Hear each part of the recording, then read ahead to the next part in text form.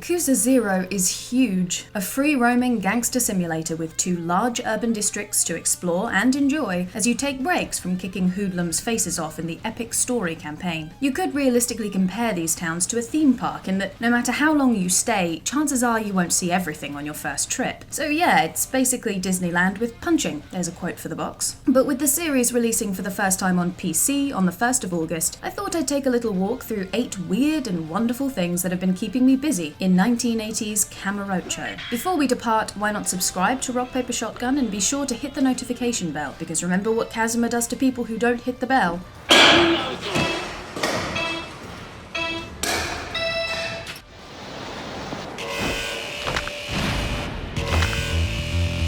Spend enough time in Kamurocho and you stop seeing random attackers as genuine threats and start seeing them as piggy banks to crack open. The more colourful the punch, the higher the pay, and that money goes into buying even nastier moves that spill even more money. I've heard that violence begets violence, but what they don't tell you is that it also begets swag. Well, it does until you meet the piggy bank that punches back. Meet Mr. Shakedown, a guy the size of a house, with a wallet the size of a bungalow. He wants nothing more than to fill his wallet with your earnings. If he beats you in a fight, he'll take every penny you have. Seeing him on the street, that ridiculous hat floating about a sea of heads, is a genuinely terrifying experience. You end up legging it down side alleys to escape him, which is galling when you're playing as a super tough Yakuza. Though, if you want to play the money game and gamble with your life, you can find Mr. Shakedown taking a nap and try and get a few easy kicks.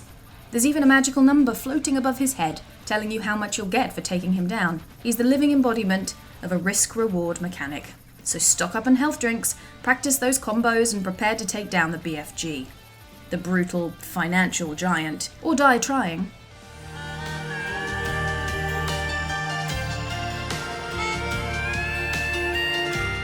If you still have your money after beating up delinquents or have indeed stolen it from a sleeping giant, there's no better way to spend it than on the variety of side activities. And the king of time wasting? It has to be karaoke, the age-old art of embarrassing yourself in public, brought to you in glorious technicolor in the form of a rhythm game. Be a karaoke bozo like myself, and you'll be rewarded with an attentive, if not a little unenthusiastic, crowd. Do better, perhaps even well, and you get some jazzy alternative visual treats, whether it be crooning over a shot of whiskey or flashbacks to the good old days. Side note, these remind me of Jackie Estacado's monologues during loading screens in The Darkness and The Darkness 2. Okay, he didn't crack out at tune, but it's an interesting way to flesh out character motivation and history through something seemingly inconsequential. Oh, Yakuza, you're so good at unpredictable narrative.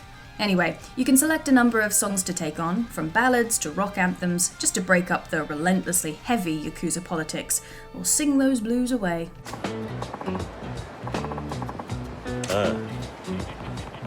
One of the best things about the recent Yakuza games are side stories that give you a peek into the lives of Kamurocho's residents. Pass a shrine in Nakamichi Alley, and you'll bump into 2 people hoping against hope for a rough and tumble kind of guy to magically appear and step into the role of producer to straighten out their diva of a director. It's a good thing Kiryu is in the neighborhood and has the demeanor of a coffin maker. No offense to coffin makers. The sub-story that follows can either be a risk gone right or a train wreck of hilarious proportions, as Kiryu has to make sense of television lingo to complete a simple set of tasks. Forget side quests, this can go full-on comedy sketch. No gore, minimal fighting, and plenty of faux pas. It's delightful.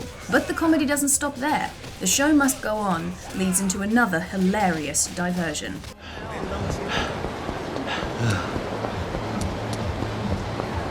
In Miracle on Tenkaichi Street, Mr. Diva director Papillon, either so inspired by your ability to adequately fake it, or your passion regardless of know-how, asks you to assist the pop prince himself. And by that, I mean Miracle Johnson. What, who are you thinking of? Music video director Steven Spining is looking for something akin to Close Encounters of the Undead kind. So Kiryu is roped once again into this world of television production. Only this time to defend a dancing miracle through the street in Kamurocho beset by the undead. And they are aggressive.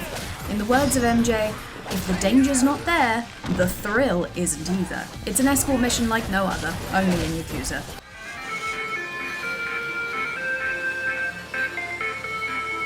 Sega for all your gaming needs.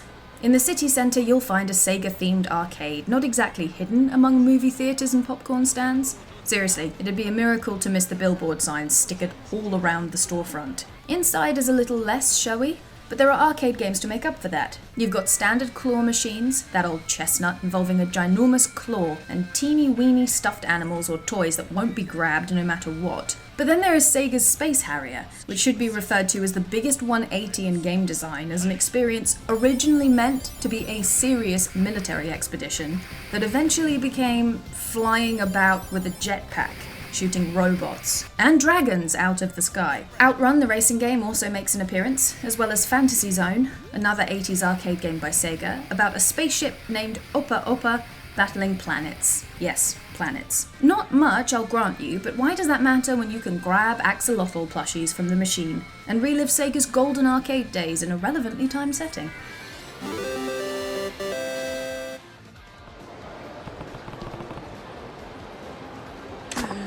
Yakuza 0 doesn't just get all meta with Sega only, no.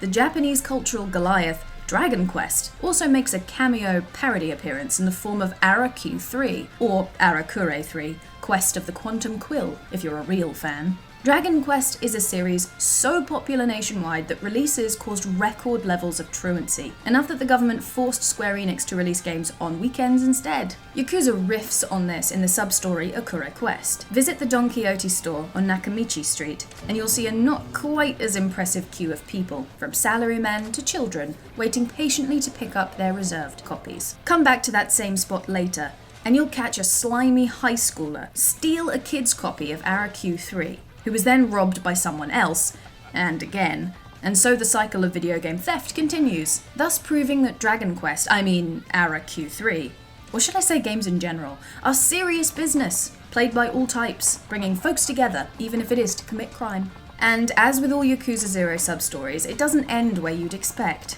No spoilers, just make good use of those tiny packets of tissues being handed out on the street.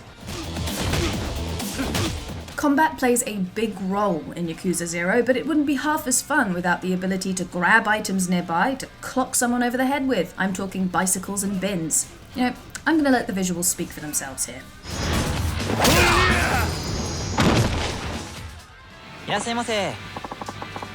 Food. Kamurocho is filled to the gills with fancy places to eat that will rather have the same effect on you as a mukbang video. There are convenience stores, restaurants and bars selling everything from tissues to soft drinks, rice balls and perfectly aged whiskies. Turn a corner, boom, another restaurant. It might seem like overkill. I mean, how many of us has deliberated for hours on what and where we would eat on a day out? Hopefully in that case you aren't looking to recover somewhere after a fight. But in Kamurocho, that's exactly what these fine dining establishments offer, because the streets can be so dangerous, and you may find yourself in more than several fights in a single night. Nothing restores health better, like a sushi bento or beef omurice, and nothing prepares you better for future fights than a convenience store's Stamina X.